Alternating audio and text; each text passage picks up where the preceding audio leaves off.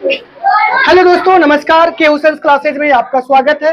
और साथियों, ध्यान देंगे कि मैंने लगातार आपके हिस्ट्री के लिए मैंने सीरीज लेके आ रहा हूं और वो सीरीज आपको दिखाई ही देता होगा।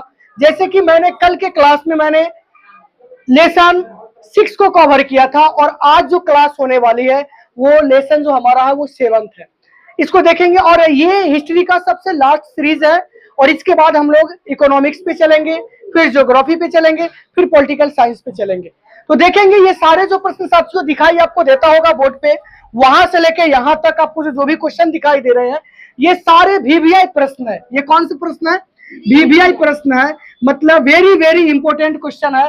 और अलग से आपको ऑब्जेक्टिव रखने की जरूरत नहीं है, क्योंकि मैंने लेसन 1 से लेके लेसन 7 तक सीरीज में मैंने पहुंच गया हूं और ये आपके लिए मैं कर रहा हूं, क्योंकि आपको ज्यादा मार्क्स आ जाए तो ये हमारे लिए क्या हो जाएगा कि मैंने जो काम किया था वो हम उसमें सक्सेस हो गए, हमें उसमें सफलता मिल गई है।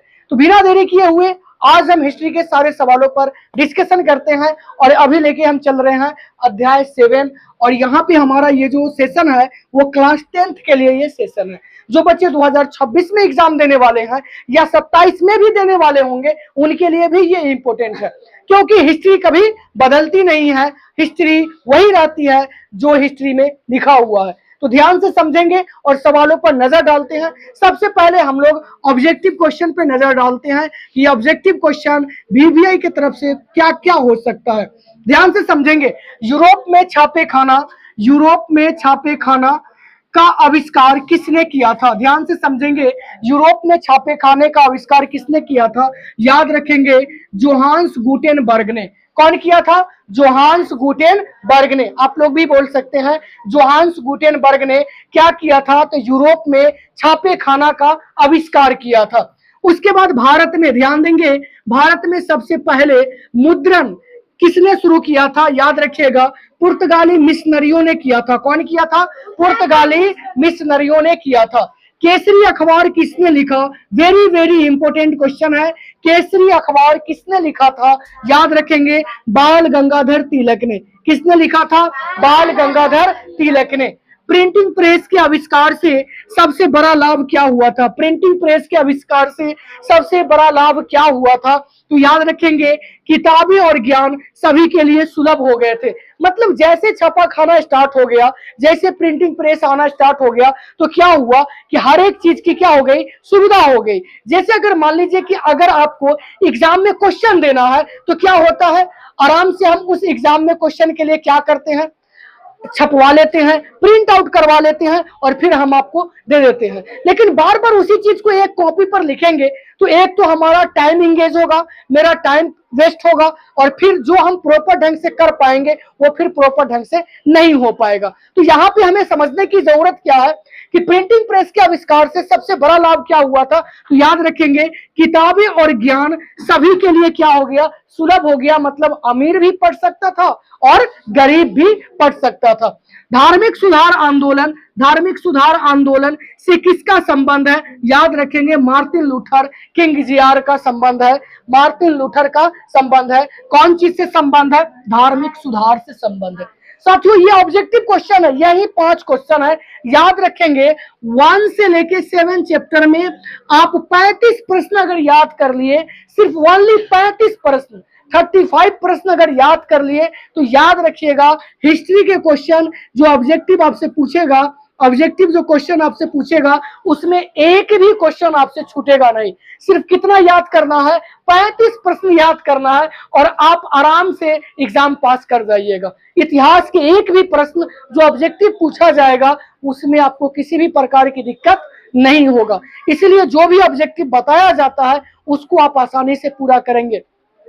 और उसके बाद ध्यान देंगे, यहाँ पे मैंने 5-5 करके, मैंने ये 5-5 करके सवाल था, 7 क्वेश्चन था और 35 प्रश्न आपको कौन से देखने हैं? सब्जेक्टिव के 35 प्रश्न अगर आप देख लेते हैं तो याद रखिएगा, हिस्ट्री के प्रश्न में आपको किसी भी प्रकार की दिक्कत नहीं होगी। और गारंटी के साथ मैं कह रहा हूं कि आप सारे सवाल को अच्छे तरह से लिख के आ जाएंगे। ज्यादा आपको रटने की जरूरत नहीं है, ज्यादा आपको याद करने की जरूरत नहीं है। यकीन मानिए, अगर आप हमारा लगातार सीरीज देखते होंगे, देखिए बड़ी मेहनत के साथ मैंने इस सीरीज को लेके आता हूं। मुझे लिखना पड़ता है, फिर आपको इस क्लास में एनालिसिस करना पड़ता है, आपको मुझे समझाना पड़ता है, ताकि आप बेहतर तरीकों से इन चीजों को समझ पाएंगे। और कितने अच्छे तरह से मैंने इन चीजों को समझाने का प्रयास करता हूं। साथियों, अगर याद रखिएगा, अगर इसमें भी अगर भूल चूक हो गया होगा तो उसे क्षमा करने का प्रयास जरूर कीजिएगा, क्योंकि गलतियां मनुष्य से ही होती है, जानवर से नहीं होती है। तो ध्यान से समझेंगे कि ये सारे जो प्रश्न मैंने 35 पर जो चर्चा किया था, ये पूरा आपके सब्जेक्टिव प्रश्न यहां से बन जाएंगे। एक भी प्रश्न आपको छूटने वाले नहीं है।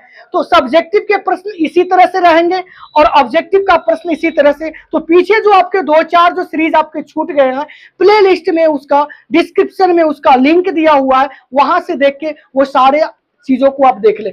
एग्जाम से अगर 2 दिन पहले भी अगर इसको देख के जाते हैं, यकीन मानिए आपके सारे सवाल इसी बोर्ड के तरह सेम टू सेम एग्जाम में क्वेश्चन छपे मिलेंगे, लिखे हुए मिलेंगे। इसीलिए आप ईमानदारी से इसे देखने का क्या करेंगे, प्रयास करेंगे। अब चलते हैं हम सब्जेक्टिव प्रश्नों पर नजर डालते हैं। गुटेनबर्ग का छापा खाना क्यों महत्वपूर्ण है? एग्जाम में बार बार ये क्वेश्चन पूछा जाता है, और ये सारे प्रश्न जो हमने आपसे पूछा है, ये सारे प्रश्न एनसीईआरटी और BTBC Bihar text book corporation, national council education research training, मतलब एनसीईआरटी और बीटीबीसी के किताबों से मैंने जो वीवीआई प्रश्न है उनको लिया है, ताकि आप 2026 में एसएसटी में एसएसटी में अच्छे अंक ला पाएंगे, और खास के इतिहास में तो और बेहतर कर पाएंगे। और अभी जियोग्राफी, इकोनॉमिक्स ये सारे बचे हुए हैं। हिंदी की भी क्लास होगी, संस्कृत की भी क्लास होगी, सारे हम प्लेलिस्ट बना दूंगा आपको, आप देखते चलेंगे।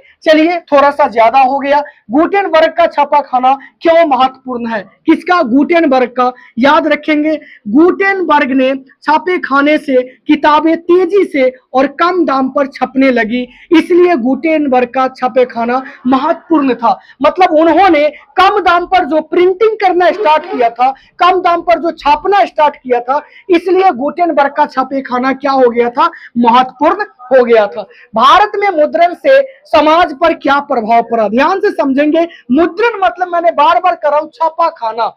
तो मुद्रण से समाज पर क्या प्रभाव पड़ा? तो याद रखेंगे, धार्मिक ग्रंथ, समाचार पत्र, पत्रिकाएं छपने से शिक्षा और जागरूकता फैली, स्वतंत्रता आंदोलन को बल मिला। जो भी हमारे फ्रीडम मूवमेंट्स था, उसमें हमें क्या हुआ कि हमें स्वतंत्रता आंदोलन में बल मिला। कोई समाचार पत्र हमें मिला, तुरंत उसे पढ़े, फिर उसके बारे में जानकारी मिली कि पंजाब में क्या हो रहा है, गुजरात में क्या हो रहा है, हरियाणा में क्या हो रहा है, दिल्ली में क्या हो रहा है, बिहार में क्या हो रहा है, बिहार के समस्तीपुर डिस्ट्रिक्ट में क्या हो रहा है। मतलब इस तरह से अखबारों में लिखना स्टार्ट हो गया था, और जो भी अमीर गरीब थे उन्हें सस्ते दामों पर ये मुद्रण मिलना स्टार्ट हो गया था, और उन्होंने भी समाचार पत्र लेना स्टार्ट किया और उसको पढ़ना शुरू किया था, ताकि उनको समझ में आए कि धार्मिक ग्रंथ क्या है। समाचार पत्र के बारे में मैंने बताया, पत्रिकाएं छपने लगी थी, शिक्षा और जागरूकता फैलने लगी थी, क्योंकि जो भी आप न्यूज देखते हैं तो आपको तुरंत पता चल जाता है कि समस्तीपुर में क्या हो रहा है, पटोरी में क्या हो रहा है, जोरपुरा में क्या हो रहा है, बाजितपुर करनैल में क्या हो रहा है, या मां शारदा कोचिंग संस्थान में क्या हो रहा है। अगर यह न्यूज से जुड़े हुए मामले रहते हैं तो हमें तुरंत मालूम चल जाता है। फिर उसी न्यूज से जुड़े हुए मामले को दैनिक अखबार हो गया, हिंदुस्तान हो गया, ये सारे प्रभात खबर हो गए, तो ये सारे क्या करते हैं? छापते हैं, ताकि दूरों दूर तक जिनके पास मीडिया नहीं है, जिनके पास फोन नहीं है, जो सिर्फ पढ़ सकते हैं, उनके लिए हाथ में पेपर मिल जाता है, जिससे उन्हें जानकारी एकदम सटीक प्राप्त हो जाती है। अब चलते हैं, ध्यान से समझेंगे 3rd नंबर प्रश्न पर। फ्रांसीसी क्रांति में प्रिंट की क्या भूमिका थी? तो प्रिंट माध्यम से स्वतंत्रता, समानता और लोकतंत्र के विचार फैले। फ्रांसीसी क्रांति में प्रिंट जो भी छपता था उससे क्या भूमिका थी? तो प्रिंट माध्यम से स्वतंत्रता, समानता और लोकतंत्र के विचार फैले थे। बड़े बड़े लोकतंत्र के जो विचार फैले थे, बड़े बड़े जो महान व्यक्ति थे, क्रांतिकारी थे, उनके कोटेशन मिलने लगे। उनकी जागरूकता के अंदर, जो भी अमीर गरीब थे उनके अंदर जो भी जागरूकता थी, ये सब किसके हिसाब से चली? तो प्रिंट की क्रांति से ये सब चली। ब्रिटिश सरकार ने प्रिंट पर सेंसरशिप क्यों दिया, क्यों लगाई थी? ब्रिटिश सरकार ने सेंसरशिप क्यों लगाई थी? तो क्योंकि प्रिंट के माध्यम से राष्ट्रवादी विचार और अंग्रेज के खिलाफ आंदोलन तेज हो रहे थे, उन्होंने कहा नहीं, अब इसको रोक लगा देना है। सेंसरशिप का मतलब रोक लगा देना है। तो ब्रिटिश सरकार ने प्रिंट पर क्या कर दिया था, रोक लगा दिया था। और रोक इसलिए लगाया था क्योंकि ब्रिटिश सरकार अंग्रेज वासियों को बहुत ही तौहीनी होने लगी थी, बहुत ही उसकी बुराई होने लगी थी। मीडिया में चलने लगा था, छापेखाना में चलने लगा था, समाचार पत्रों में चलने लगा था, कुछ कुछ पत्रिकाओं में लिखने लगा था उसकी बुराइयां। तो उसको थोड़ा सा रहा नहीं गया, तो उन्होंने उसी के अंदर में तो देश था, तो उन्होंने क्या कर दिया था कि प्रिंट पर सेंसरशिप लगा दिया था। प्रिंट पर सरकार ने क्या कर दिया, ब्रिटिश सरकार ने सेंसरशिप लगा दिया था। तो साथियों, इस तरह के क्वेश्चन आपके एग्जाम में देखने को मिलेंगे, हूबहू प्रश्न आपको देखने को मिलेंगे। मैं आपसे रिक्वेस्ट करता हूं कि आप इसे अच्छे तरह से या तो नोट कर लीजिए, या देखते ही होंगे तो ईयरफोन लगा के आप इसे अच्छे तरह से एक बार दो बार अगर देख लेते हैं तो एग्जाम में आसानी से आप इस सवालों को हैंडल कर सकते हैं, लिख सकते हैं। तो साथियों, यह सीरीज आपको कैसा लगा? बेहद ही मुझे तो पूर्ण विश्वास है कि यह सीरीज आपको अच्छा ही लगा होगा। और मैं बार बार आपको कहता हूं कि यह सीरीज अगर बेहतर लगे तो कमेंट्स में बेझिझक थैंक यू भी लिखना ना भूले, ताकि हमें भी मनोबल बना रहे, तो हम आगे की सीरीज आपके लिए लेके आऊं। तो साथियों, यह सीरीज आपको कैसा लगा आप कमेंट्स में बेझिझक में बताने का प्रयास जरूर करेंगे। अच्छा लगा होगा तो लाइक जरूर करेंगे, शेयर भी जरूर करेंगे, और चैनल पे अगर कोई व्यक्ति न्यू होंगे तो चैनल को सब्सक्राइब जरूर करेंगे। तो फिर मिलते हैं नेक्स्ट वीडियो में, तब तक के लिए थैंक्स।